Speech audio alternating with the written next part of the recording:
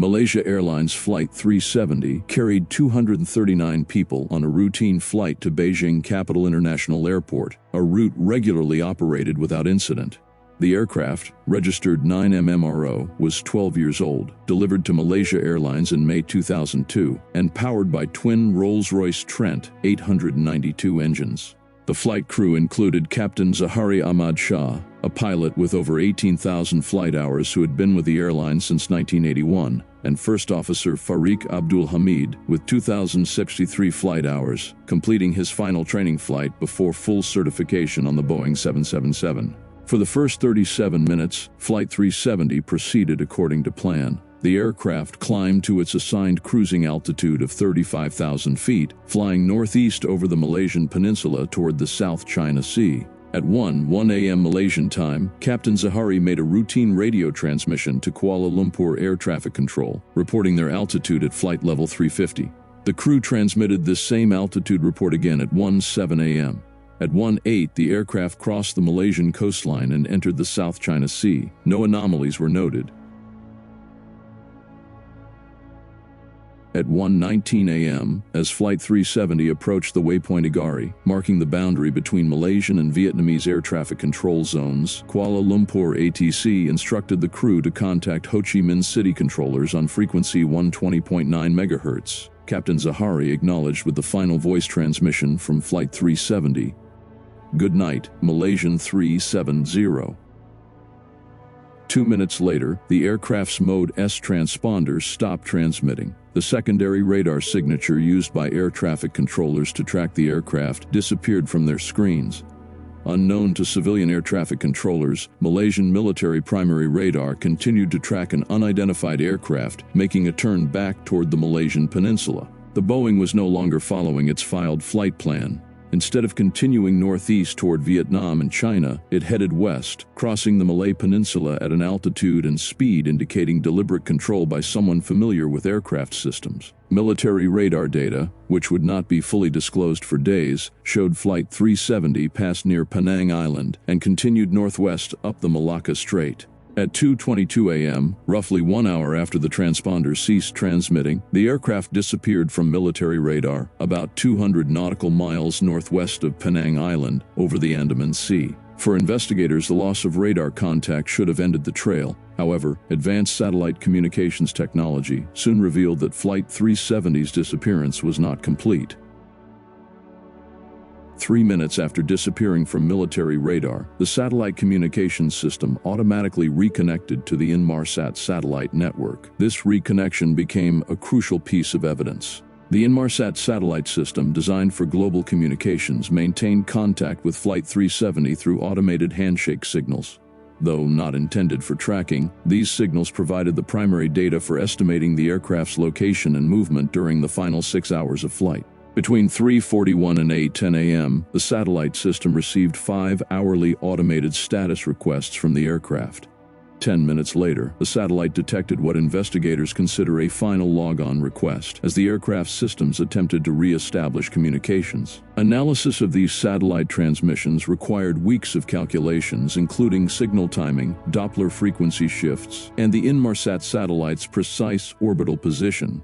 Engineers concluded that Flight 370 continued flying for about 6 hours after disappearing from radar, traveling along one of 2 possible corridors: a northern arc across Central Asia, or a southern arc extending into the Indian Ocean. The northern corridor was eliminated after investigations found no radar detections of an unidentified aircraft along that route. This left only the southern corridor, indicating Flight 370 had flown into a remote area of the Indian Ocean. On March 24, 16 days after the disappearance, Malaysian Prime Minister Najib Razak announced that Flight 370 had ended somewhere in the southern Indian Ocean with no survivors. If correct, the satellite analysis indicated Flight 370 did not crash near the South China Sea as initially thought. Instead, someone had diverted the aircraft from its planned route and flown it thousands of kilometers into the Indian Ocean. The aircraft remained airborne for nearly 7 hours, covering approximately 3,000 nautical miles from its last known radar position.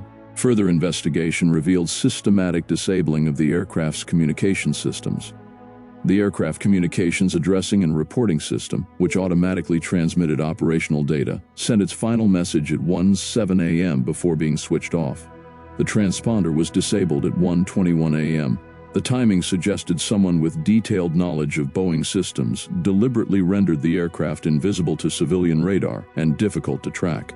Flight simulation studies indicated the sharp turn back toward Malaysia observed on radar required disengagement of the autopilot and manual control.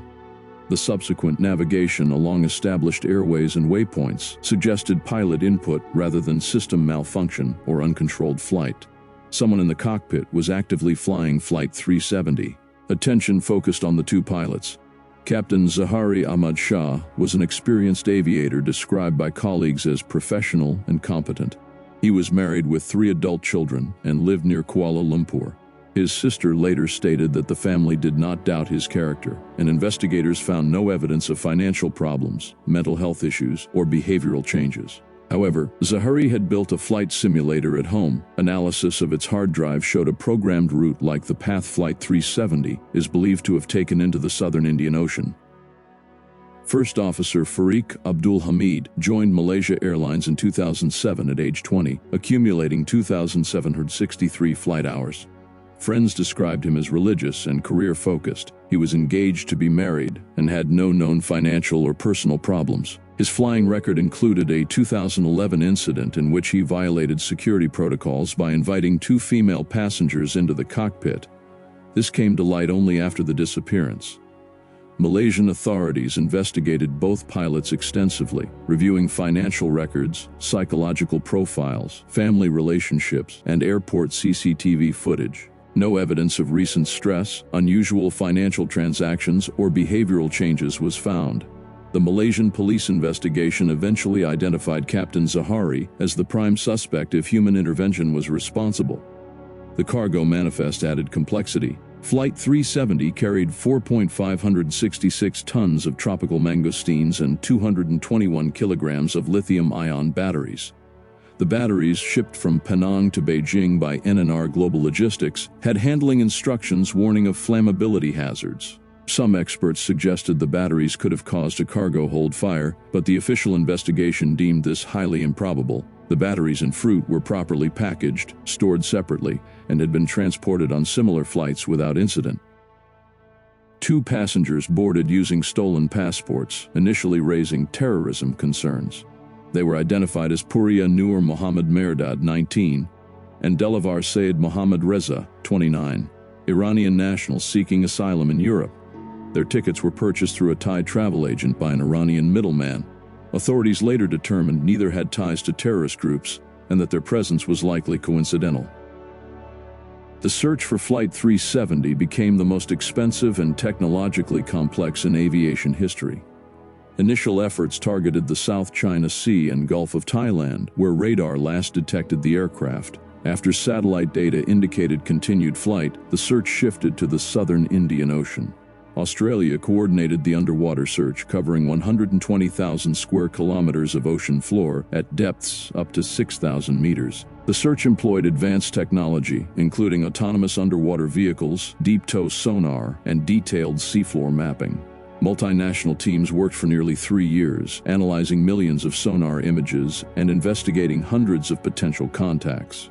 Despite covering an area the size of Greece, the search found no trace of Flight 370's main wreckage.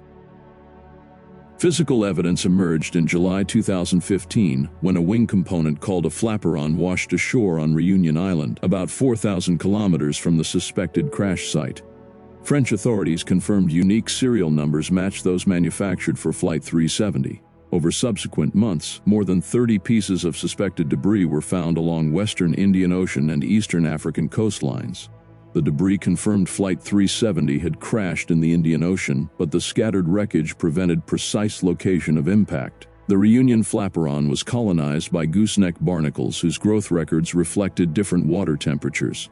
Scientists studied these natural data to trace the flaperon's drift path toward the crash site. However, the barnacle evidence raised questions rather than providing definitive answers about Flight 370's final location. On July 30, 2018, the Malaysian Ministry of Transport released its final investigation report. a 1,500-page document that raised further questions. The report confirmed Flight 370 had been deliberately diverted but did not identify who was responsible or why.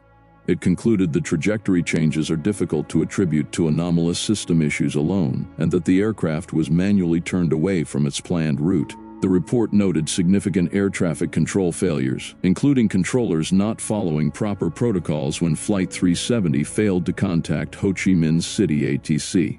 Malaysian authorities were criticized for handling early investigation stages and delays in sharing information with international partners. Despite extensive inquiry, key questions remain unanswered. Without the flight data recorder, cockpit voice recorder, and main wreckage, determining the cause of Flight 370's disappearance remains impossible. The investigation team concluded, the team is unable to determine the real cause for the disappearance of MH370. Recent developments offer renewed search efforts. In December 2024, the Malaysian government approved a new search proposal from Ocean Infinity, a Texas-based marine robotics company. Under a no-find, no-fee agreement, Ocean Infinity will receive $70 million only if wreckage is found. The new search covers approximately 15,000 square kilometers in the southern Indian Ocean and is based on what Malaysian authorities describe as credible new evidence about the aircraft's location. Ocean Infinity deployed its vessel Armada 786 to the Indian Ocean, equipped with advanced autonomous underwater vehicles operating at depths of 6,000 meters. The search focused on 4 high-priority areas where researchers believe wreckage is most likely to be found, using improved technology since the company's previous unsuccessful search in 2018. The search was suspended in early April 2025 due to seasonal weather conditions in the southern Indian Ocean. Ocean Infinity indicated plans to resume when conditions improve. The short search duration leaves uncertainty about any significant discoveries made before suspension. More than 11 years after Flight 370's disappearance, the case remains one of aviation's greatest unsolved mysteries. Until found, the fate of the 239 people aboard Malaysia Airlines Flight 370 remains unresolved.